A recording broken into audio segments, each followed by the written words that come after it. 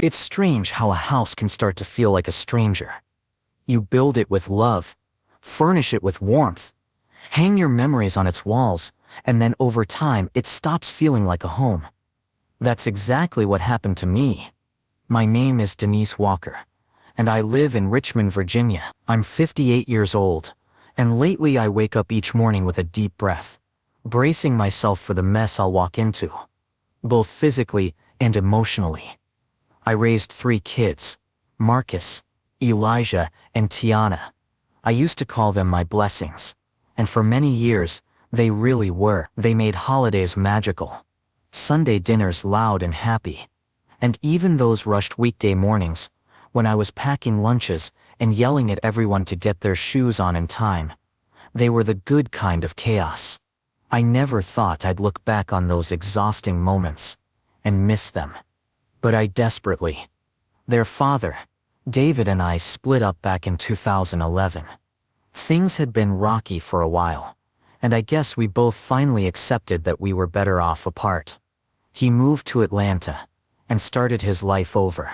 I stayed here, kept the house, and kept trying to keep the family anchored. Back then I thought the hardest part of parenting was the teenage years, keeping them in school, keeping them out of trouble, getting them to understand responsibility. I didn't realize the real challenge would come when they were grown, when they were supposed to be out in the world making lives of their own.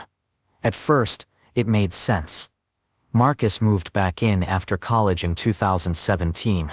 His job fell through, and I told him he could stay until he got back on his feet. Then Elijah followed. He said his lease was up, and he wanted to save money.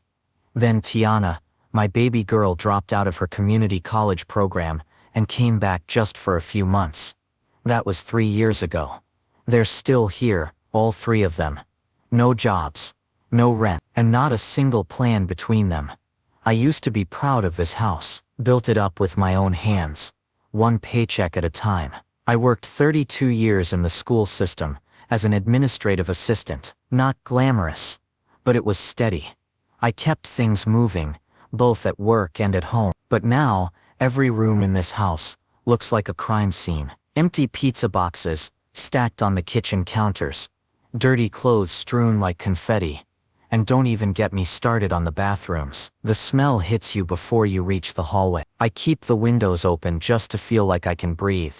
I tried everything at first. At one point I made chore charts. Yes, grown kids and chore charts. I had family meetings, laid down rules, begged, cried, even yelled. Nothing worked. They promised to change, to pitch in, to do better. They never did. They sleep all day, stay up all night, and treat my house like a hotel without checkout times. They don't contribute to groceries, utilities, or anything really. And what's worse is how casual they are about it. Like they're entitled to this space. Like I owe it to them just because I'm their mother. I stopped cleaning up after them 6 months ago. I had to. I was doing laundry at 11 p.m. just to get my own clothes washed. The kitchen was always full of crusted over dishes I didn't even eat. I reached a point where I decided if they want to live like pigs, fine, but I wasn't gonna be their maid. Of course the house has only gotten worse. When people ask if they can come over, I make excuses. I tell them I'm remodeling or I'm sick. The truth is, I'm just too ashamed. This house, my sanctuary, my comfort, my hard-earned reward, has become a prison, and I'm the one who locked myself in. There are moments, quiet ones, when I sit in my car in the driveway, engine off, just staring at the front door. I dread going inside. I used to walk in and be greeted with laughter, smells of food, maybe a TV show humming in the background. Now it's garbage, resentment and silence. Unless they want something. I know what people would say: you raised them wrong. You enabled them, just kick them out. But it's not that simple. I love them. They're my children, even when I'm furious, even when I feel like I'm drowning in disappointment. I love them, but love isn't supposed to feel like this, like exhaustion, like grief, like failure. Every now and then, I flash back to when they were little. Marcus asking me if dinosaurs could fit in our backyard. Elijah building towers out of cereal boxes. Tiana dragging her blanket around like a cape. I miss the version of me that believed I was doing everything right. I believed in discipline, structure, compassion, and hard work, and I believed that one day they'd be independent, successful, and kind. I never pictured this, not once. Sometimes I wonder if it's me. Maybe I failed them. Maybe I was too soft, too forgiving, or maybe I overcorrected for not having much myself growing up. I never had a room to myself as a child. I had to fight for every second of peace. I swore my kids would have better, but maybe I gave them too much comfort, too much patience, and now they don't know how to live without it. I go to work, still part-time now. The school board restructured, and I took early retirement last year. I do some tutoring on the side to keep busy, but when I come home, the weight hits me all over again. I've stopped inviting friends over, stopped hosting holidays. Last Thanksgiving I went to my sister's house, and lied, said the plumbing was out. I just didn't want anyone to see what my life had become. It's gotten to the point where I no longer look forward to weekends. I used to cherish Saturdays, slow mornings, coffee on the porch, music in the kitchen. Now weekends mean noise, chaos and mess. I feel like a ghost in my own home, tiptoeing around so I don't disturb the ones who should be respecting me, who should be thanking me. And maybe worst of all, they don't seem to notice or care. They act like everything is fine, like they're doing me a favor by being here, like I should be grateful I'm not alone. But this isn't company, this is captivity, and every day I lose a little more of myself. I've started writing in a journal again. It helps, a little. I jot down things I want to say but never do. I even wrote once, "You have 60 days to move out. Start packing." Of course I never gave it to them, but the thought, just the idea of reclaiming my space, keeps me going. I don't know how it got this bad, but I do know I can't keep living like this. Something's got to give. It happened on a Tuesday, not a particularly special day, not a holiday or anyone's birthday, just another regular heavy stifling Tuesday. July. Funny how I remember the date so clearly, but I guess we always remember the days we break. The days when everything that's been bubbling under the surface finally erupts and spills over. That morning started like most others. I got up early, slipped out of bed quietly so I wouldn't wake them, and made my way to the kitchen. I still tried to claim the early hours for myself, when the house was still and I could pretend it was mine again. I put on the kettle, and while it heated, I walked into the living room. I wish I hadn't. The trash from the night before was still overflowing: empty fast food bags, soda cans, crushed up napkins, even a pizza box with congealed cheese glued to the couch armrest. The air smelled like feet and grease. Marcus had left his shoes in the middle of the floor again. Elijah's hoodie was draped over a lamp. Tiana's nail polish was spilled on the coffee table, red, smeared like dried blood. There was a plate with dried ramen noodles stuck to it on the windowsill. I hadn't even known someone could eat there. I snapped, not in a loud screaming kind of way. That would come later. This was the quiet kind, the kind where you feel your heart stop for a second, and then something cold settles in your chest. I just stood there staring at it all, and I realized I wasn't angry anymore. I was numb, tired to my bones. I went to the bathroom, closed the door, and cried sitting on the edge of the tub, the kettle whistling faintly down the hallway. I didn't go to work that day. I called the tutoring center and told them I wasn't feeling well. That wasn't a lie. My whole body felt heavy, like it was trying to sink into the ground. I sat on the porch for a while with my cup of tea, trying to gather myself, trying to remember who I was before all. Around noon I went back inside. They were all up by then. Marcus was in the kitchen, microwaving something that stank like old meat. Elijah was playing video games, yelling into his headset. Tiana was scrolling on her phone with headphones in. None of them noticed None of them noticed me. I took a deep breath and asked calmly, like I'd rehearsed in my head to talk to them. I said, "We need to have a family meeting. Today. Now." They groaned. Tiana rolled her eyes. Marcus said, "Can it wait?" I said no, it could. We sat in the living room, surrounded by the filth they'd created. I sat on the only clean cushion. I told them everything, how I felt like a prisoner in my own home, how their disrespect had worn me down, how they needed to start contributing or start packing. I said I couldn't do it anymore, that I wouldn't.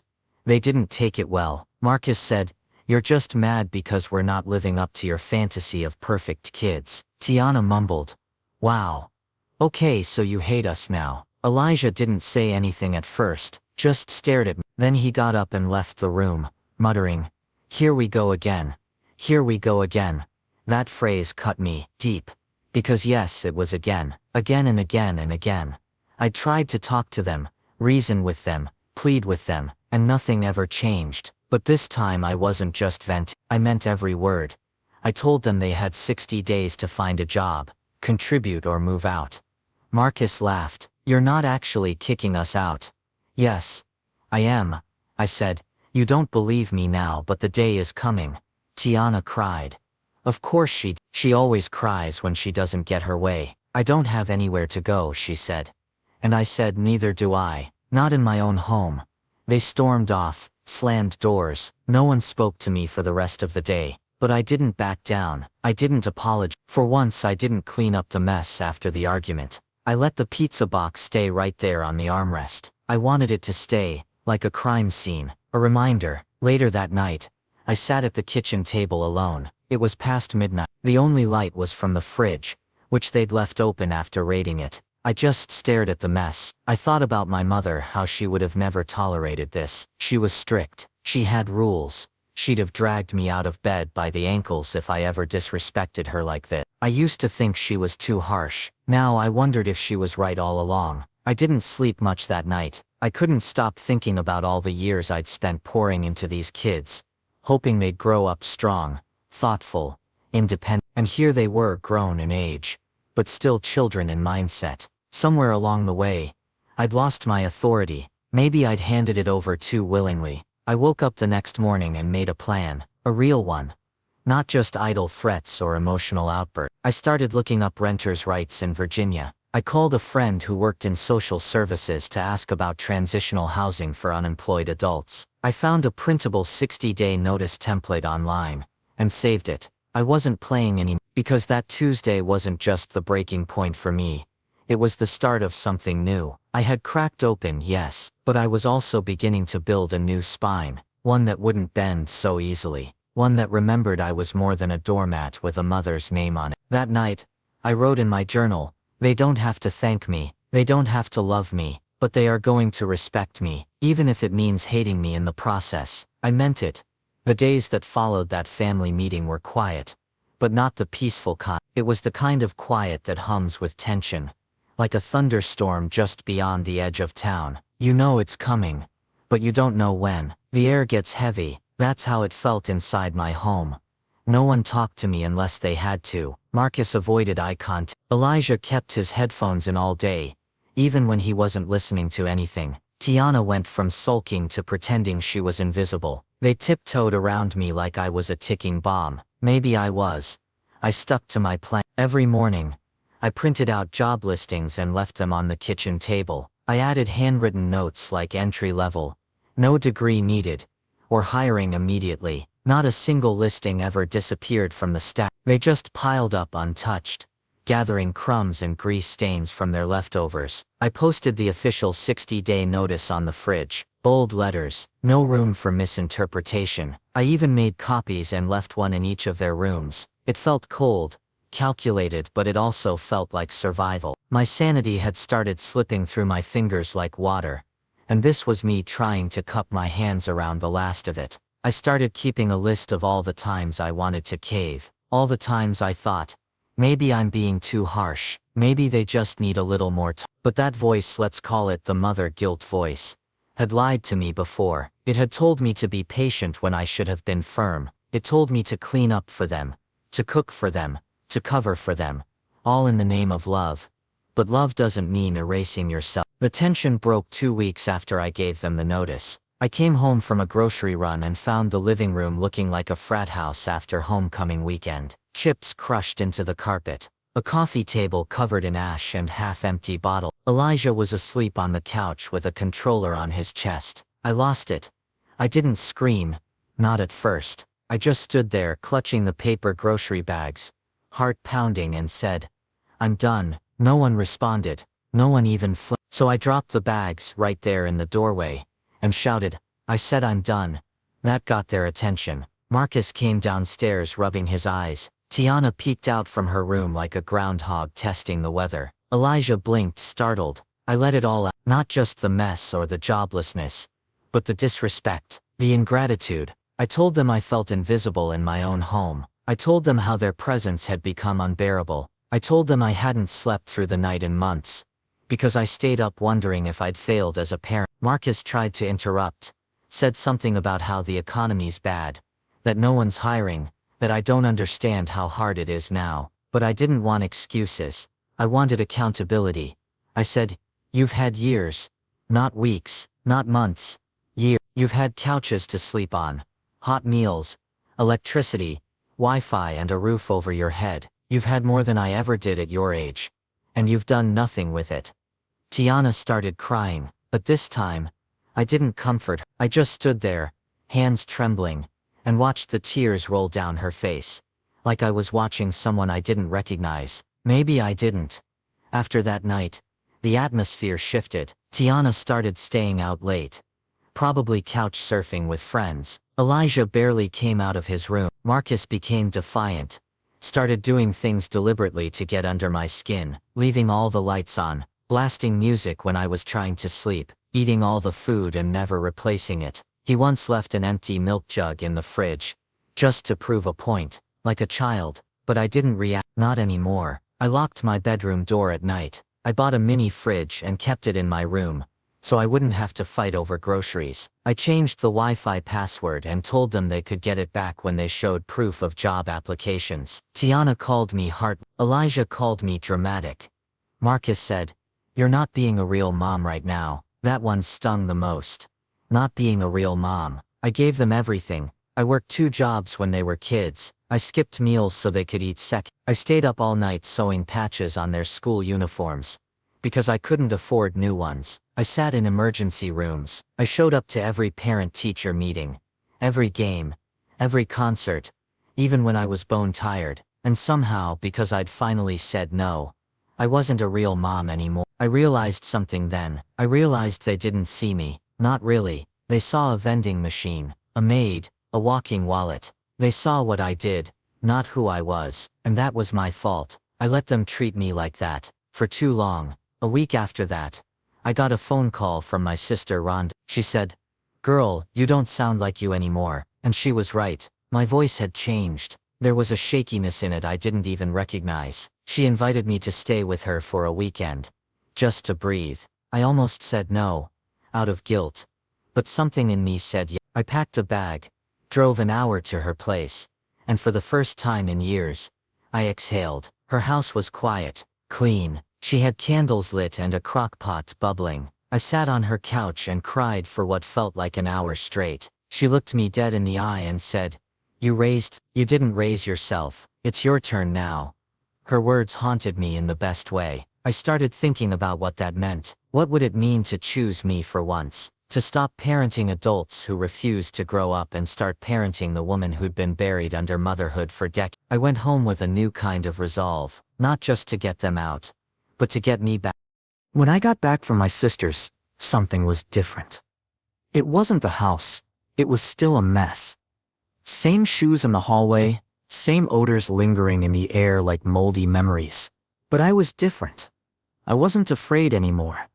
Not of being the villain in their story. Not of the guilt. Not of the silence.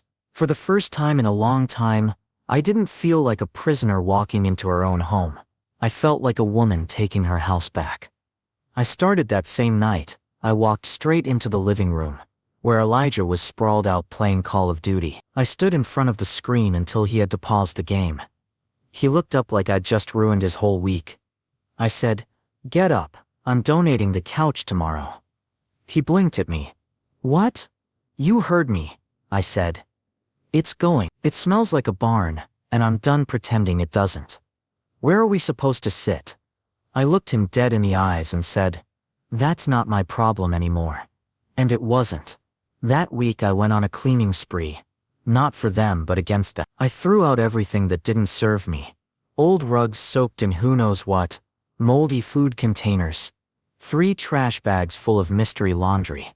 I boxed up things they hadn't touched in years. I even rented a storage unit, and started moving some of my own stuff into it.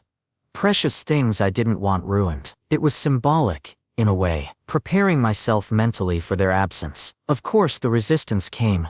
Marcus accused me of erasing them. He shouted that I was trying to force them out with mind games. Elijah started locking his door all day, like I was some threat to his privacy. Tiana just cried. She always cried, crocodile tears, and for the first time in years, I didn't feel the instinct to console her. I used to drop everything when she cried. I used to hug her and say things like, "It's okay, baby, Mama's here." But Mama wasn't there anymore. Not like that. Mama was in survival mode. I started keeping a calendar, marking off the days with a red pen, counting down to their move-out deadline like it was a prison release date. Each X felt like a drop of water on a dry plant. I started doing things for myself again. I signed up for a painting class on Wednesday nights, something I hadn't done since I was in my 20s. I joined a walking group that met at Bird Park on Saturday mornings, and I stopped cooking family meals. I made dinner for I'd sit at the table with my plate, a glass of wine, and to my book, and let them scavenge like raccoons if they wanted to. Elijah tried sarcasm first. "Oh, I guess we're fending for ourselves now." "Yes," I said. "You're grown. That's what grown people do." Tiana asked if I'd wash her favorite hoodie. I said, "The laundry machine works the same for all of us." And Marcus, he got bitter, spiteful. He unplugged the Wi-Fi modem one night, when I was using it. I didn't even flinch. I went to bed early. In the morning I changed the password and didn't say a word. I stopped talking to them about anything except the essentials. I communicated like a landlord, not a mother. Not to be cruel but to survive. To show them that the free ride had officially ended. And slowly they started to realize I wasn't bluffing. Marcus was the first to break. About 3 weeks before the deadline, he announced he was moving in with a friend from college. I didn't react, not with joy, not with sarcasm. I just nodded and said, "Make sure you take everything with you." He packed his stuff in a single night, and didn't even say goodbye. Just slammed the front door at midnight, and never looked back. And I didn't chase after him. I just stood in the hallway and stared at the dent his bed left in the carpet. Elijah left a week later. He didn't say much, just told me he got a job at a warehouse, and was going to crash with a coworker. He didn't ask me for help, didn't even look me in the eye. I think part of him was embarrassed, maybe angry, but under it, I could feel something like understand, like maybe just maybe he finally saw me. That left Tiana, my baby girl. She stayed until the deadline, and the night before she was supposed to leave, she came into my room without knocking. Her eyes were puffy. I hadn't seen her cry in days, and honestly I thought maybe she'd given up. But now there she was, shoulders hunched, voice small. She said, "Do you still love me?" And it broke me. Not in the way it used to. Not in a way that made me say, "Oh baby, forget everything. Just stay." But in a way that made me realize how badly she needed to hear the answer. "Yes," I said. "But loving you doesn't mean I'm willing to let you keep hurting me." She nodded, tears rolling down her cheeks. She didn't argue, she didn't beg, she just stood there, and for the first time in a long time, I think she saw me, not the maid, not the cook, not the emotional punching bag. Me. She left the next afternoon, said she was going to stay with her cousin across town, until she could get her own place. I gave her a hug, a real one, but I didn't cry. I didn't promise to send groceries or gas money or call every day. I just whispered, "I believe in you," and closed the door behind her. And suddenly I was alone. For the first time in over a decade, I was completely blissfully alone in my house. I walked room to room in silence. The carpet felt different under my feet. The air smelled clean. The kitchen counters were bare. The bathroom was pristine. I opened every window and let the August breeze pour in. I turned on music. Marvin Gaye, Nina Simone, some Erykah Badu. I danced in my living room like a woman just released from prison. It wasn't the end of my journey, not even close, but it was a beginning, a quiet, steady beginning. And God, did it feel good. It's been 6 months since the house went quiet. Sometimes I still wake up expecting to hear Marcus shouting at his video games, or Elijah arguing over the last bag of chips, or Tiana singing loudly in the shower with no concern for the time of day. Habits die hard. Noise becomes muscle memory. But now, All I hear when I open my eyes in the morning is the low hum of the ceiling fan and the soft chirping of birds outside my bedroom window. I take slow sips of coffee now. I sit in silence with the mug warming my hands, and I let it all come back to me. Not the pain, but the proof. The proof that I survived it, that I didn't give up, that I chose myself, finally, and didn't collapse under the weight of the guilt that motherhood brings. The house is clean now, not just tidy, peaceful. Every corner looks like it belongs to me again. My colors, my scents, my rhythm. I bought a new rug for the living room, something bright with yellow and deep navy streaks. I didn't ask for anyone's opinion. I just saw it, and thought, that's mine. It's strange how such a small thing can feel like such a powerful declaration. This is mine. People come over now. Friends, cousins, old coworkers. They laugh, compliment the house, ask for second helpings of my famous mac and cheese. They ask how I'm doing, really doing, and I tell them the truth. Sometimes I miss the noise, but I don't miss the chaos. I don't miss the way I felt invisible in my own skin. I don't miss being mother, referee, maid, emotional sponge, all rolled into one, every day without thanks. The kids call sometimes, not often, but enough. Marcus texted me last week. Got a new job, real one, insurance and everything. I told him I was proud of him, because I am, not in a performative way, not in a motherly obligation way, but genuinely, I am proud of him, not just for getting a job, but for finally getting it, for stepping into himself. Elijah checks in once in a while, not with words, he's never been great at those, but he'll send me funny videos, or ask if I've seen the latest documentary we used to watch together. I can tell he's doing okay. His tone has changed. There's less edge, more softness, like he's starting to see the bigger picture.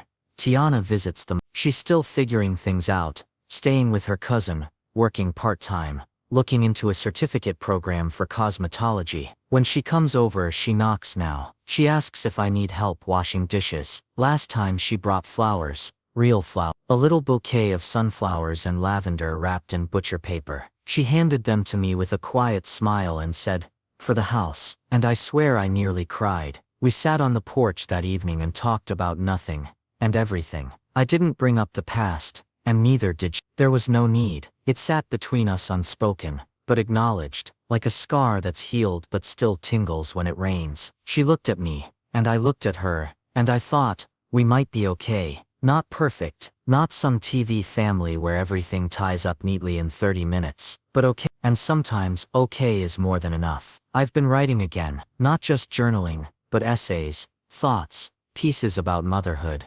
identity, grief, and joy. A friend told me I should start a blog. I'm thinking about, maybe it's time the world heard from women like me. The ones who love fiercely but finally learned to love themselves too. The ones who gave and gave until they were empty, and then found the courage to stop pouring. I walk every morning now. Bird Park 7th. The geese still hiss at me if I get too close, but I don't mind. I like their attitude. Reminds me of me, guarded, loud when necessary, fiercely protective of their space. Sometimes I pass families, moms with toddlers, teenagers, jogging, dads teaching kids to ride bikes. I smile but I don't ache. Not like before. I had my season. I did the work. I gave everything I had. And now it's time for me. That thought used to feel selfish. Now it feels sacred. I even started making a list. Not of chores, not of tasks, or responsibilities, but a list of things I want, just for me. Visit Savannah. Paint something big and messy. Learn to make creme brulee.